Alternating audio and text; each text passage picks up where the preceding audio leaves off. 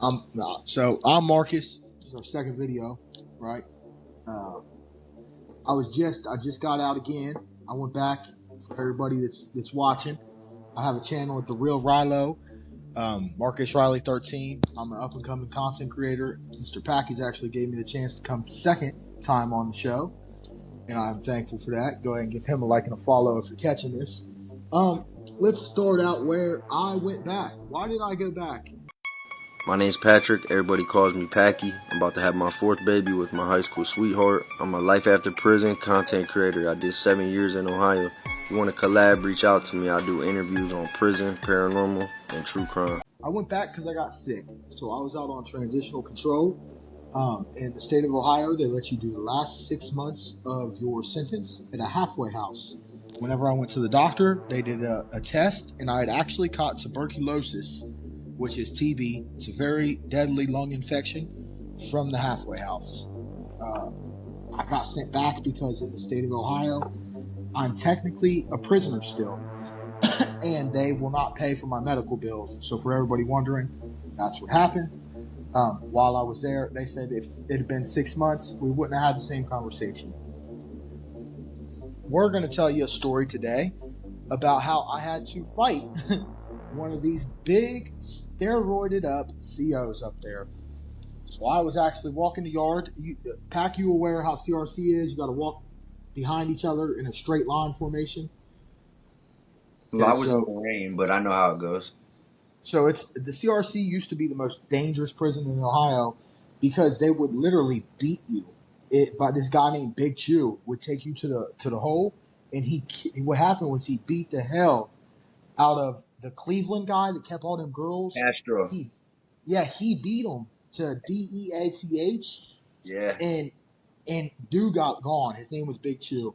Bro, he came on Get a Grip podcast. The third podcast that I went on, they mentioned him. They was like, wasn't Pt.2 from Lebanon? And dude goes, no, he was at CRC. That's crazy that you're bringing him up. I don't even know who he is. So after they did that, now they all have body cameras, which we're going to go into a real side quick thing that I don't think nobody else knows. I made a story about it. There's tasers because of the CODEATH on Christmas. There's now tasers at Ross Correctional. So they're carrying around tasers and getting us. You know what I mean? I don't know if nobody knows that. I did not know that. Yeah, that's a little insider for us. Yep. So what happened was I'm walking. This guy is all beefed up. It's a African American man, and I'm at the front of the line. I'm talking like the second dude, and I look at my homies, and I'm like, I'm gonna miss all my NIGGAS, right? Mm-hmm. And this man flips the hell out. Who said that? Blank, blank, blank, blank, blank. I'm like, me? Like, you know what I mean? I'm from Cincinnati. I've said it my whole life. Yeah.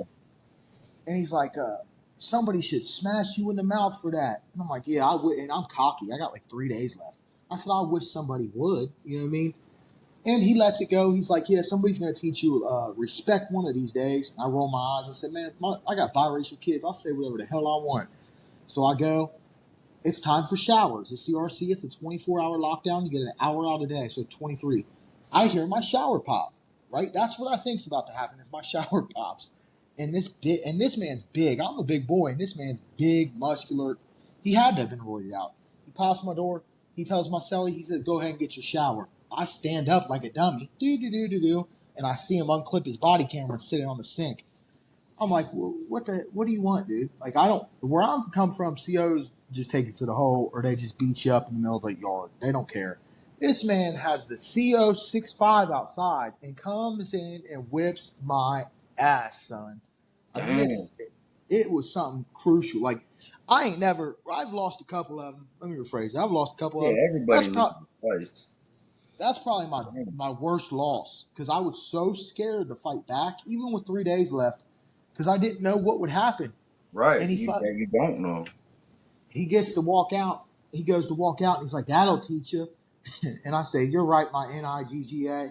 I probably learned a lesson. And he turns around and kicks me. Boom! Downs me. The next day, this man works the pod, right? I'm like, great, dude. My lips swollen. My head hurts. I'm older than I used to be.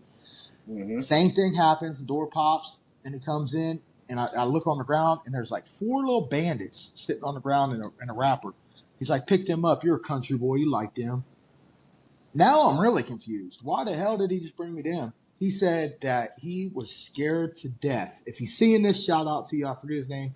He said, I was scared to death that you were going to tell on me. I'm like, what? I'm like, bro, I'm a convict. Like, I took my loss like a man.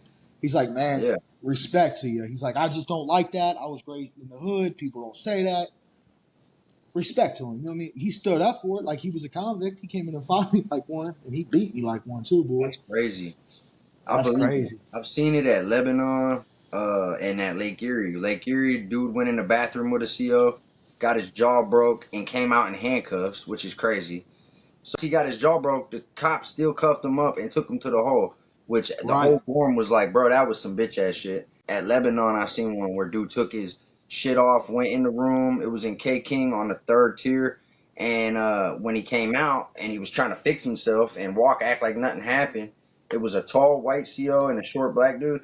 His walkie was dragging, and everybody's like, yo, fix yourself. I get sent from there to Hamilton County, right? Because I have to wait to ride out for the parole to come get me. When I do, I tell them, I'm like, I'm on the MAP program. If you don't know what the MAP program, everybody watching, it's medical assisted treatment. It's Suboxone. Yeah, I was getting a shot. They do that. They give that to you in Hamilton County Justice Center. So how the story goes is I was due for my shot. I tell them coming in and booking, I'm like, I should have got my shot. I do a urine screen. I fail for buprenorphine, which is Suboxone, and they said they'll get you on the cart. Okay, so that night they come in about 3:00 in the morning, which is crazy, and they're like, Mr. Riley, you have court. I don't have court. I'm going back on parole. They said it don't matter. Everybody goes to the court pod. I'm like, all right, whatever. I'll bite. I said, I ain't going nowhere. I'm sick. And it's about a week. So they come up and they hand me a pill. It's not orange. It's not white. It's a yellow pill. And I tell them, I'm like, is this Suboxone? Nope. Or they're like, yep. And so I eat it. Little did I find out it's Valium. Okay, so I don't take Valiums. And then they come back right in the court pod a couple hours later, and they call me and they're like, Mr. Riley or Matt, they give me a shot, okay, and it was the wrong shot. So they come back about 20 minutes later. I'm about to have a lawsuit. They come back 20 minutes later. So they gave me Valium that I shouldn't have. They gave me a shot that I don't even know what it was. And they gave me another shot, right? So 3 shots, they all started counteracting. I started hallucinating in county jail. We're about to go over that story. You're not going to want to miss it. Stay tuned. So instantly I feel it. I don't really remember nothing but bits and pieces. I remember people were coming in and talking about me. And I'm like, why are all these people talking about me? I said, they must know that I was drinking and driving, right? That's my theory here, is they found out I was drinking and driving, and they don't want me on the pod.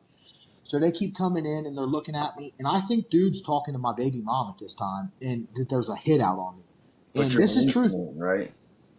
I'm hallucinating. Yeah. They're not doing this. I come to find out. And so I said that I'm not safe. And I take off on the head blood of the freaking pod. And I didn't realize this till I went to the hole. I take off on him on the phone. Boop, boop, boop, boop. I said, tell that girl that. I said, since she want to put a hit on me, tell her that. They come to cuff me up, and I get surrounded by bloods. And I'm like, holy shit. I remember this clearly that I told the CO, I said, I'm not cuffing up until you take me out of the unit, because they're surrounding me. It's over. Mm-hmm. And so he takes me out of the unit. He cuffs me up. He takes me up to medical. I'm shaking. And I'm not a scary dude.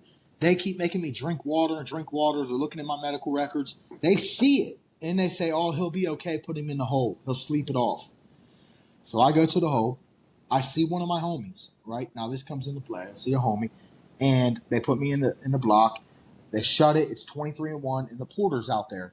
When the porter's out there, I think that the porter slid a knife to the dude next to me. My homie. This is my people. This is my gang. I think that they slid a knife to him. I hear them sharpening it. I'm hallucinating all this. And I hear them hit the button. Dude's supposed to get out is what's going on. I think that they're trying to get in my cell.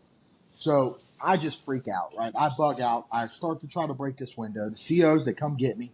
They put me in the turtle suit. This is my first time ever in a turtle suit. What's a turtle suit? It's a cloth that you have to wear because you're suicidal. They put me in this, and for the next 3 days, I hallucinated that I got this girl pregnant. That was one of the hallucinations. My mom is in jail, I think, because she tried to break me out by backing her car up, and they kidnapped my mom and was holding her ransom in the other cell. So now, if you're from jail, you know that if you hear this, you're gonna wreck and have fun, right? So all the inmates hearing me bugging out, and they are just adding to it. Yeah, West Side, come get your mom. Da-da-da-da. I'm bugging, bro. Like I'm almost to the Yeah, point of now you're tears, flipping out. I can see that.